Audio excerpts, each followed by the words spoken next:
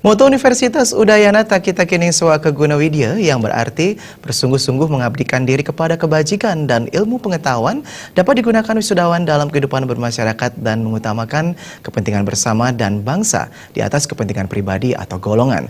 Demikian disampaikan Rektor Universitas Udayana Profesor Ketut Swastika saat wisuda ke-119 Universitas Udayana di Jimbaran.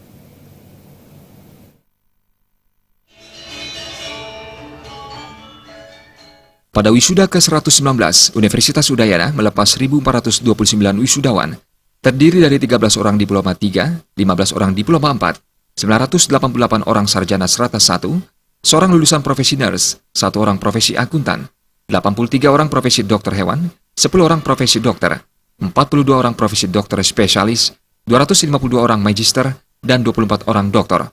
Rektor Universitas Udayana, Profesor Ketut Swastika berharap kepada para wisudawan dengan bekal ilmu yang sudah didapat selama menempuh pendidikan di bangku kuliah, mendedikasikan diri agar bisa siap bersaing di dunia global.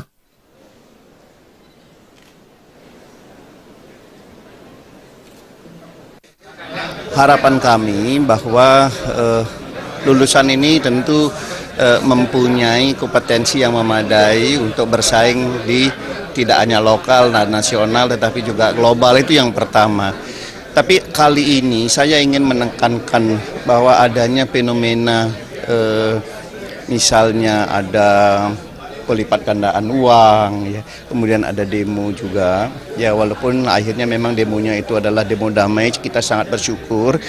Tetapi satu hal yang saya ingin tekankan kepada seluruh wisudawan agar pengetahuan dan pengalamannya digunakan sebagai modal dasar menjadi orang yang berkarakter, yang mempunyai nalar, tidak mudah dipengaruhi oleh isu, ya, tidak mudah dipengaruhi oleh orang lain. Nah, ini setiap tindakan harus mementingkan hal-hal yang lebih tinggi, ya, bangsa misalnya.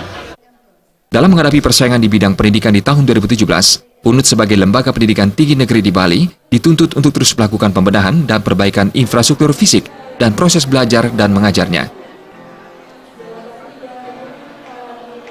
Atau perguruan tinggi ini memang dituntut makin hari makin harus levelnya makin tinggi, ya. Nah, ini adalah tugas berat dari institusi. Oleh karena demikian memang institusi perguruan tinggi khususnya Udayana harus mempersiapkannya. Nah, apa persiapannya? Kembali lagi bahwa memang harus meningkatkan fasilitas pendidikan, itu pasti. Ya. Kedua adalah bagaimana kita juga mempersiapkan penunjang-penunjang untuk pendidikan di perguruan tinggi. Nah, ini adalah ke depan dengan adanya peningkatan income dari dana universitas. Saya kira ini mudah-mudahan ini bisa menunjang atau cita-cita yang diinginkan itu bisa dicapai. Sampai pada wisuda ke-119 tahun ini, Universitas Udayana sudah menamatkan 78.575 lulusan. Joka Andika, Bali TV.